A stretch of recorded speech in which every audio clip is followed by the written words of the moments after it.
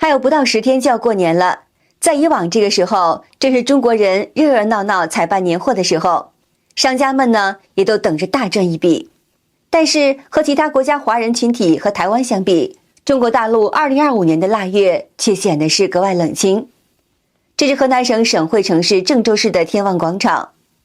这往年一到年底的时候，置办衣服的、鞋的，这条街是非常的热闹。你看现在，有的都不开门，有的开着门了，屋里也是没有生意。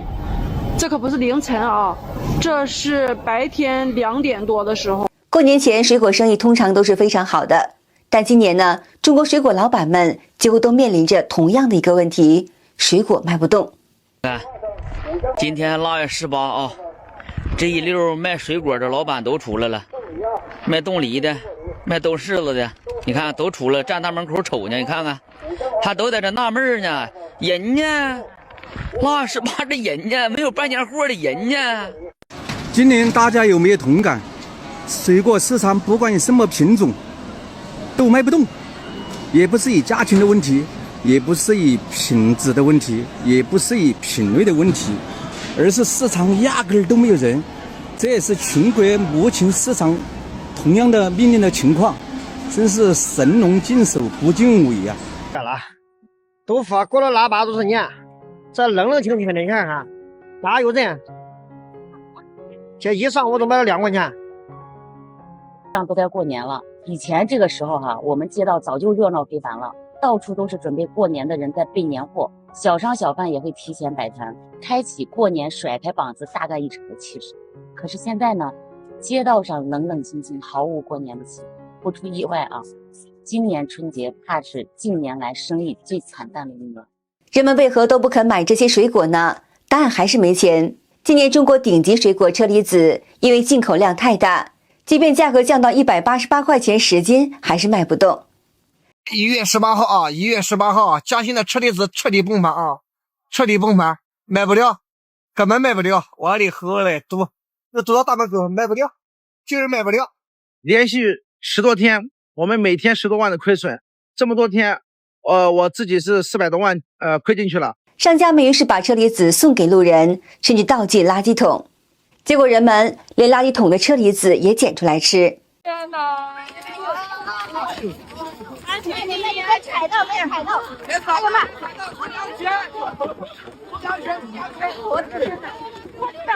在垃圾桶里面来捡车厘子吃，其实我觉得挺好的哈，好新鲜哦。人家丢了直接丢了，我直接捡起来吃，挺好的。人家摔了的，当垃圾摔了的。引发人们关注的还有2025年的春运，人流量大大减少了。这个就是今年的春运东莞东站，人到哪里去了？人山人海的人呢？看一看现在的春运，看有没有人啊？寥寥无几呀，和平时一样啊。春运已经不复存在了。来，高铁这个春运也不是这个节奏他一个人没有然后这个街上也没人，火车站也没人，火场也没人，大家都啥时候回家？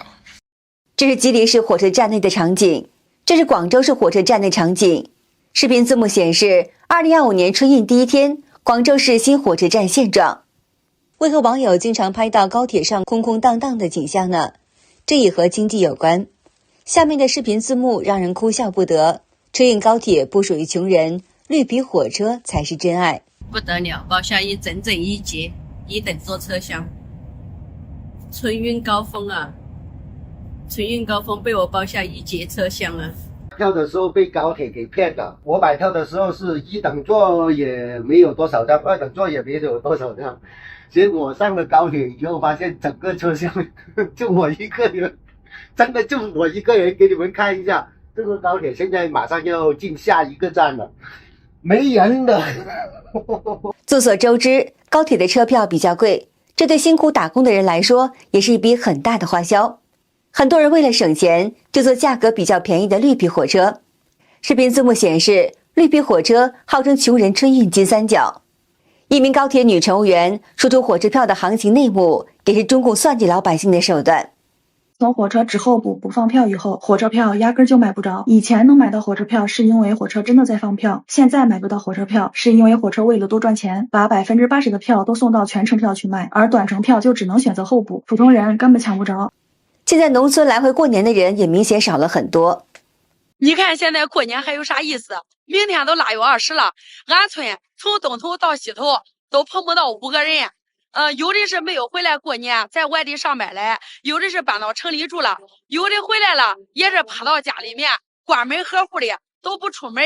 你看咱那个小时候80年代90年代那个时候过年多热闹，从过了腊八就开始置办年货，那农村的大集市挤都挤不动，然后家家户户一到现在蒸馒头炒花生炒豆子，是不是都在置办年货？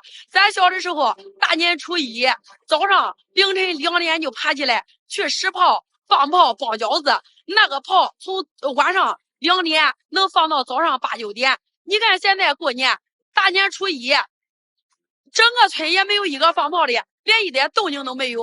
现在到底是人变了还是年变了？虽然经济不景气，但在外打工的人还是想办法回家过年。只是面对囊中羞涩，他们又该怎么办呢？被贷款过年了。新闻里说打工人过年至少得花13000，我算了一下，来回路费2000，准备年货2000，给家人买礼物2000，给小朋友发红包2000，辛苦一年了，奖励一下自己，买件衣服1000，过年回家少不了跟朋友聚餐吹牛2000，这么加吧，至少也得13000。我存款余额还有400多，月底再发上3000工资，到年底还得带上1万块钱。行啊，比猪还强点儿。我过年只不过是要面子，他过年可是真要命啊！我被裁员了，马上还有10几天过年了，有没有和我一样的呀？你说今年过年回去该怎么和爸妈说呢？这个就是我工作了快2年的地方，这突然被裁员，也不知道干点啥呀。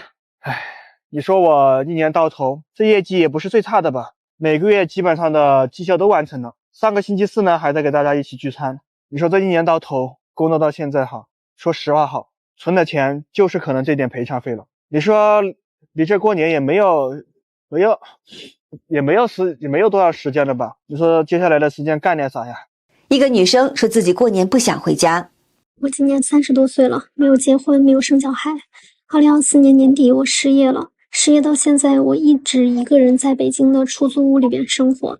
今年的春节我到现在还在纠结到底要不要回老家。不知道有没有家人跟我一样，这些年越来越不想回老家了。曾经的我也是一个非常恋家的人，哪怕节假日放假3天也要回老家一趟。现在的我连春节都不想回去了。一名女士做年终总结说，还是一如既往的穷得很稳的。2024年年终总结，1个月30天，天天不挣钱，1年12个月，月月不够花，横批：明年接着干。过年本是全家团聚在一起热热闹闹的美好时光，也是一年到头的休息时期，为何本应是气氛火热的年货市场却是冷冷清清的呢？为何村里也缺少过年的气氛？很多在外打拼的人都不愿意回家过年呢？有一个不可忽视的重要原因，那就是钱。很多人因为在年前遭遇了裁员，40岁失业了，24年过得真是太憋屈了。为了保住工作，每天唯唯诺诺，心惊胆战，害怕这个领导不开心，害怕那个领导不满意，担心下面干不好，生怕丢掉这份工作，但是最后还是被裁员了。24年我换了3份工作，算上这次被裁了2次。刚刚去面试了一份5000块钱的工作，因为年龄问题直接被拒了，我自己都觉得好笑。半年前我还拿着3万块钱一个月，如今5000块都没人要了。我是84年的，今年刚好40。人家说40不惑，我刚好相反。现在眼前一片迷茫，不知道下一步路该往哪走。真的没想到我老公又失业了，2024年竟然是以这样的方式结束，1年之内失业2次。本来今年6月份的裁员已经打了我们个措手不及了，没想到他又来了。34岁人到中年，在深圳这个大城市想找份工作真的太难了。本来还想着今年我们一家3口回湖南老家过个好年，这下没有工作，没有收入，还要交房租养孩子，连回家的底气也没有了。